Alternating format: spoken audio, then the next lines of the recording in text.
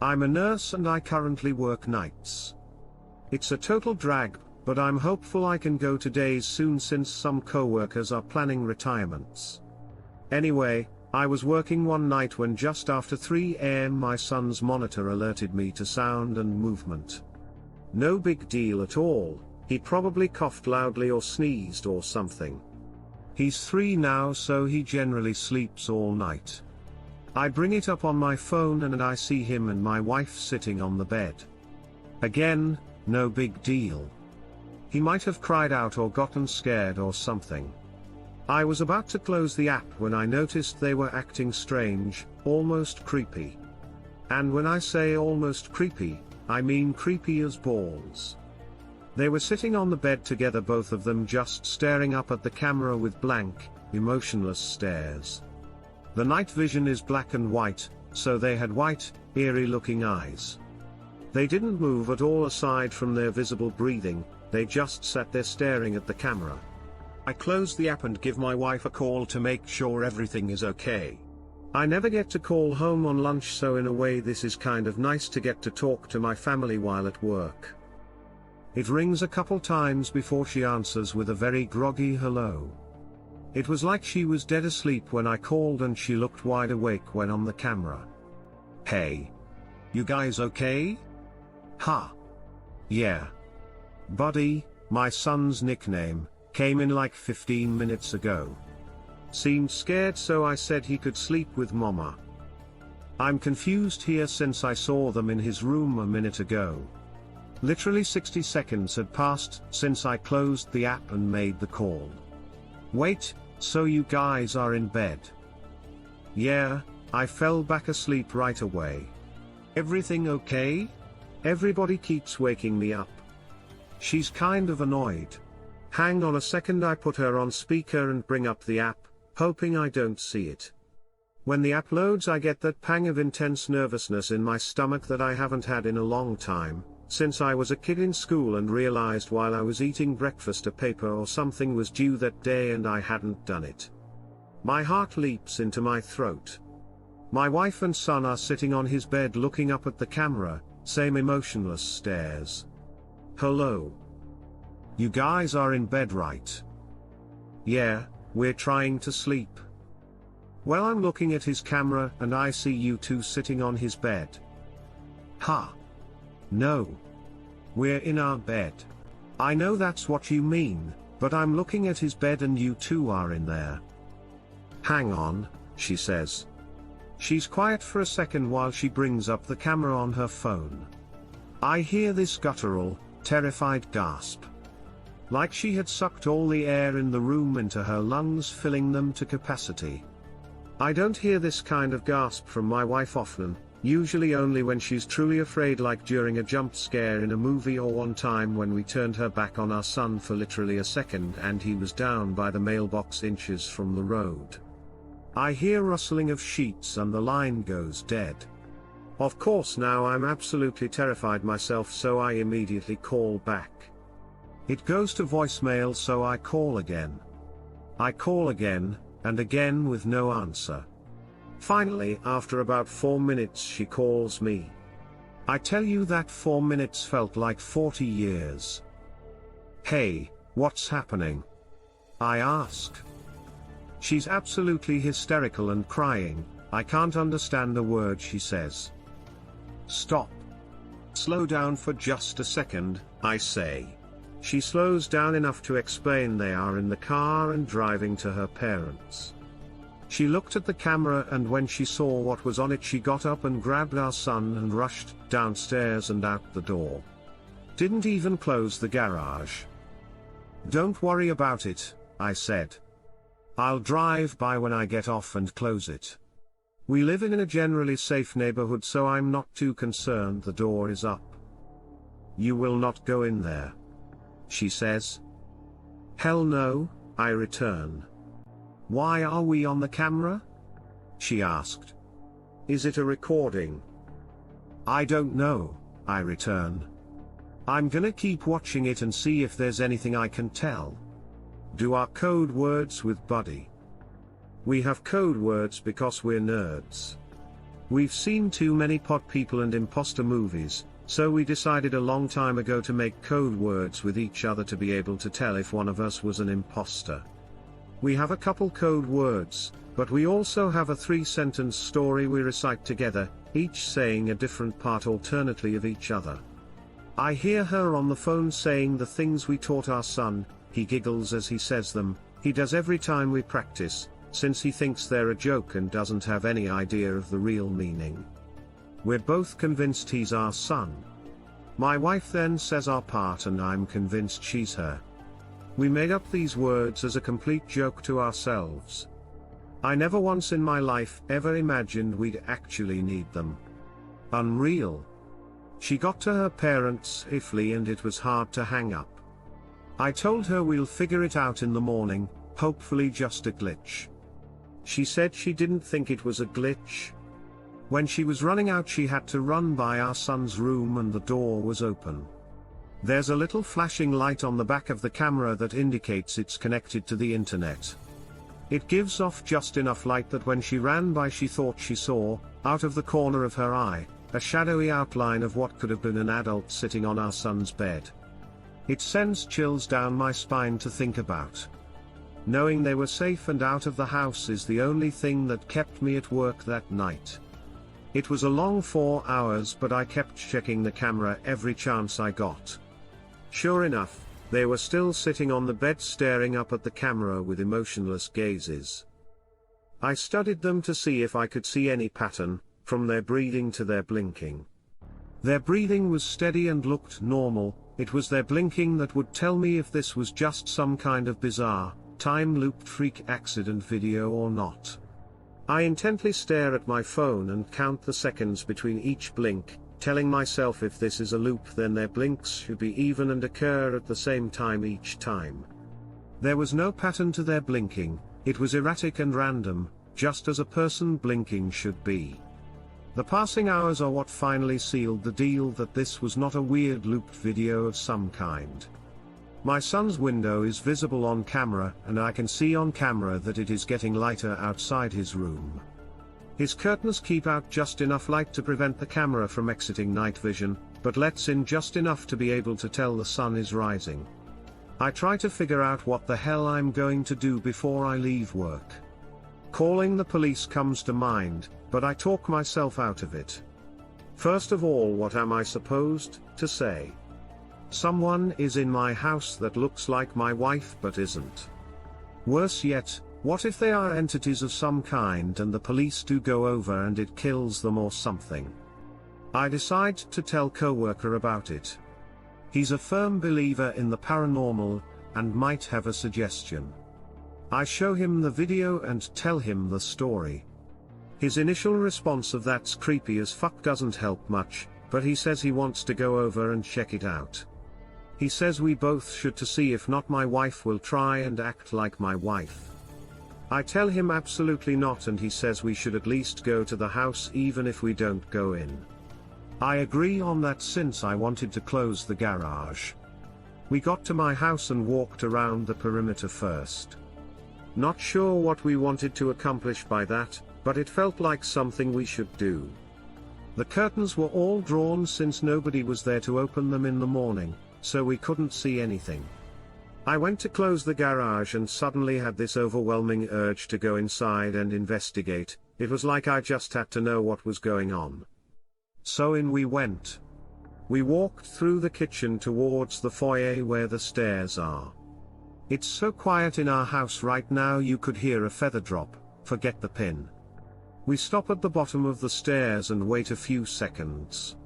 I look at the camera again, and they are still sitting there. I've never been so scared in my life.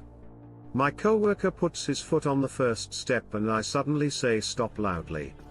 Forget this, we're outta here, I tell him. Come on, I start making my way back to the kitchen. We hear a loud creak in the floor from upstairs. It's my son's room. He has a very loud, creaky board right in the middle of his floor that's almost impossible not to step on.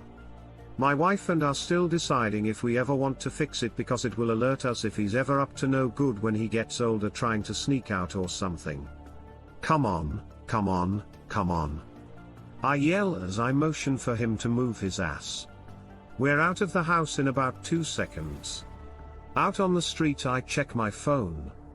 Now only not my son was sitting on the bed, same blank stare.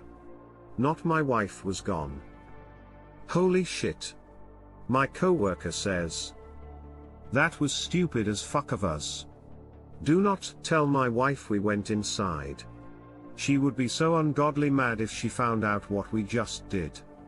I use my garage door opener in my car to close the door. Before we leave I look at the camera again. Not my wife is back on the bed with not my son, both staring blankly up at the camera, blinking every few seconds. That was all about 4 days ago now. Not my wife and not my son are still sitting on the bed staring up at the camera. They haven't moved a millimeter. We obviously haven't gone back to our house. What do we do? I'm sorry it's taken so long, it's been an emotional month. I've felt like I'm losing my mind, or already lost it. I've been in the hospital for 3 weeks. You'll remember I left off at my wife's parents' house not sure what the hell to do. My wife and I argued about it. My in-laws said call the priest. I told my wife we're calling the cops and that's it. The day we finally called the cops would be day 6. Not my family was still sitting on the goddamn bed, staring at the camera. I told the dispatcher there were intruders in my house, leaving out the part where they looked exactly like my family. I told her we were out of the house but I would meet the police there. She dispatched 2 units. My wife begged me not to go. I told her I had to be there. I had a foolproof plan. I would take her mom's iPhone and FaceTime with my wife while showing the police the camera on my phone.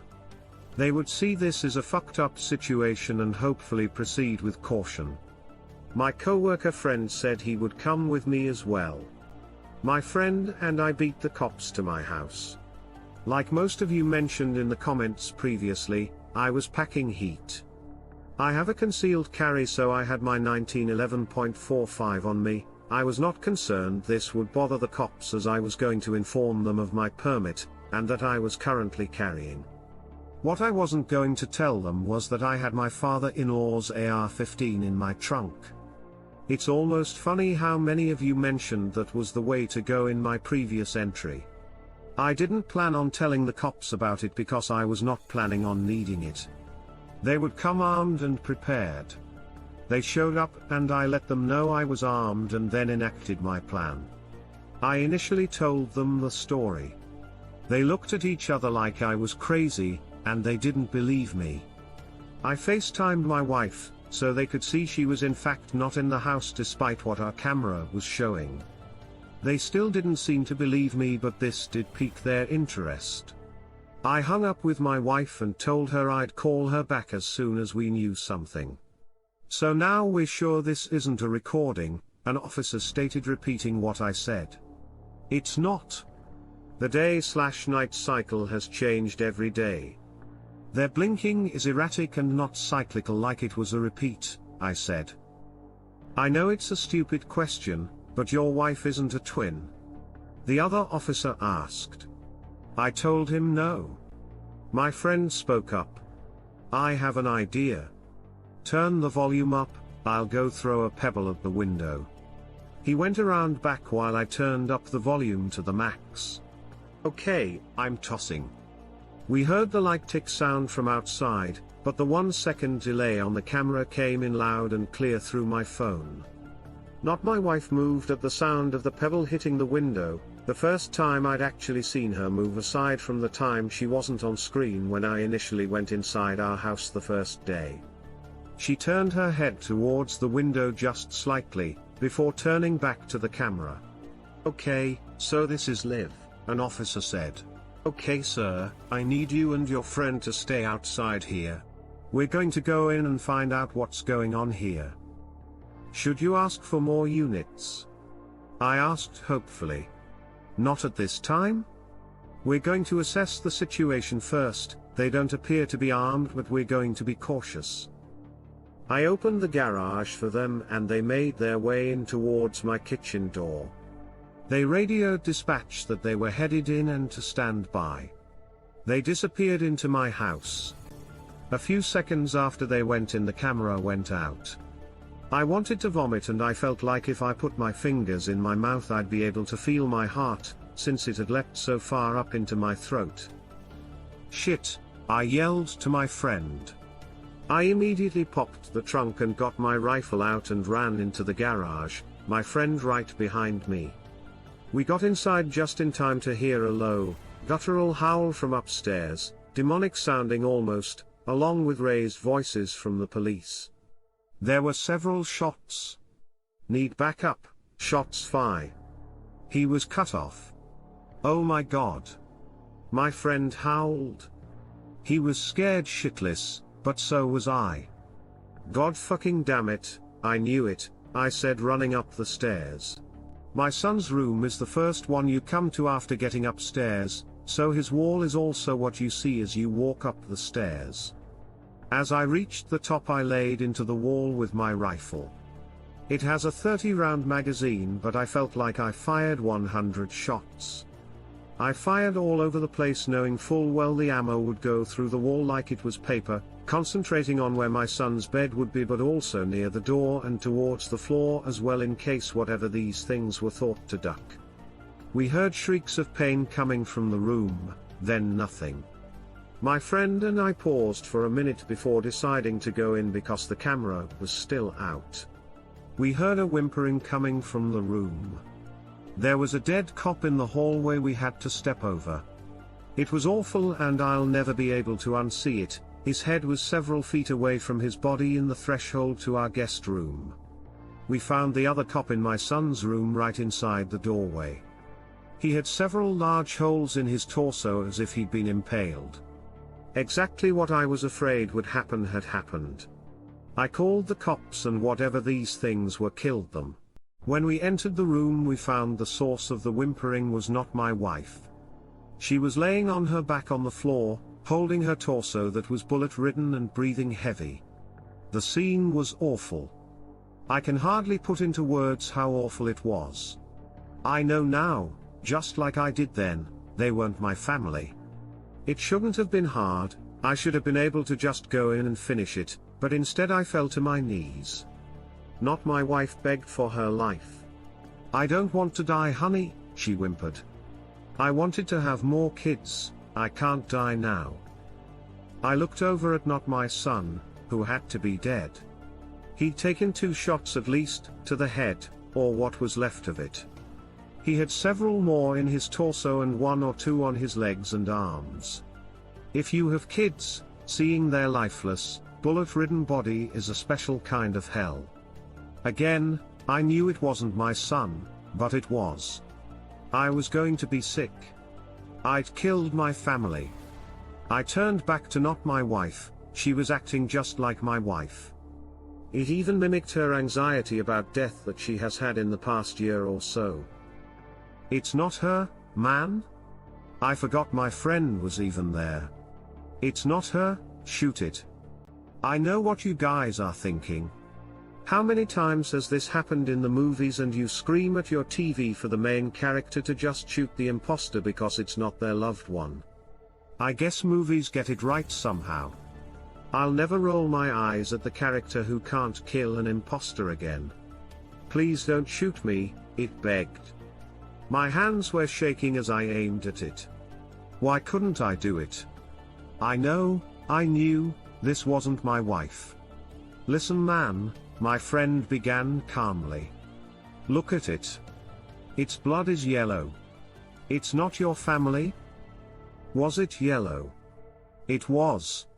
Seeing my family slain was so traumatic I hadn't even noticed their blood wasn't red. I steadied my aim and not my wife suddenly stopped begging. She began that guttural, terrifying shriek and something black or grey started to protrude from her mouth, like a tentacle or something, and I fired.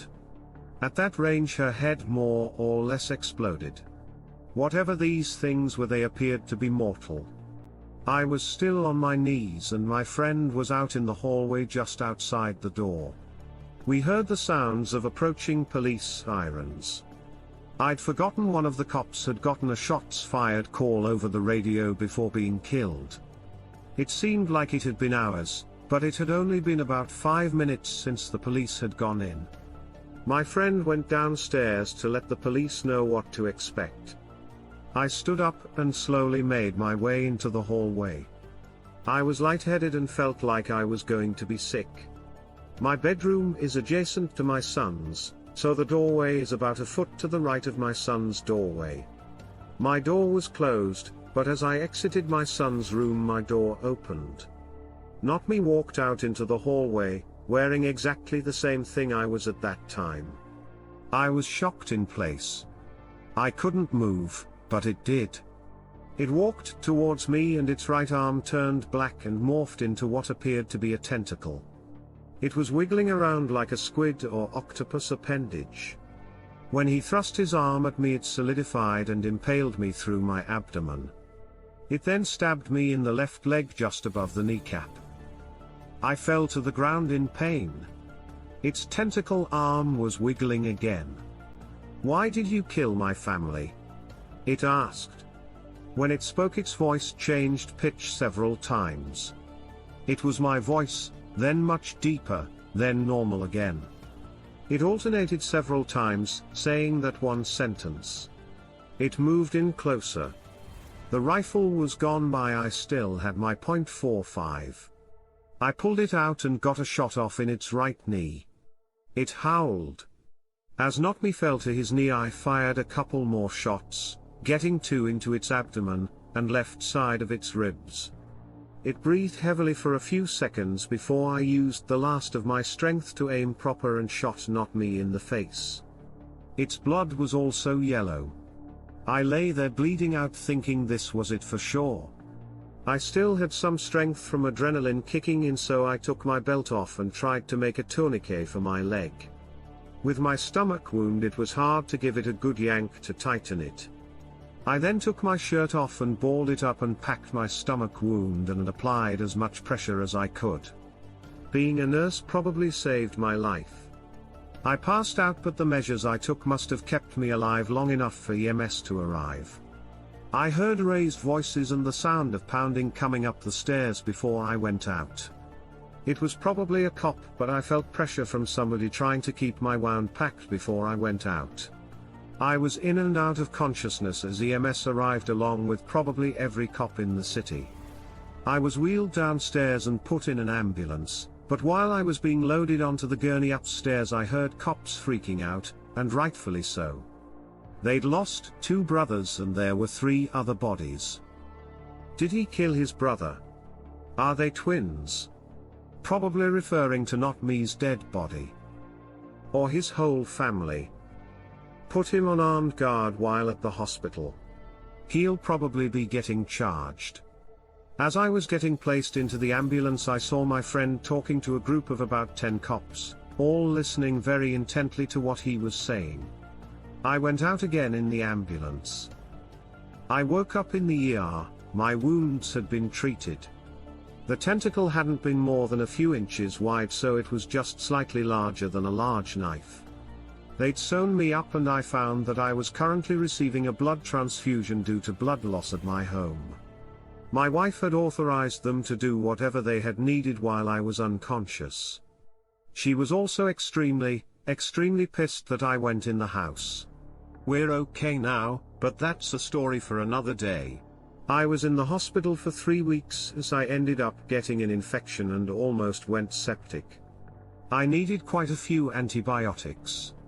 For the entire 3 weeks I had cops in my room with questions. After about a week they released me and no longer had me under armed guard. I told them absolutely everything, not caring if it made sense or not, and thank God my friend had come with me since he was able to corroborate this weird story.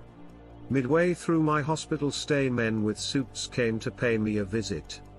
They were government, I knew right away. They said they were FBI, but I don't know if I believe that. They wanted to talk about not my family. The police chief and the coroner were involved, and it was very hush-hush. They made it clear this was not to get out to the public.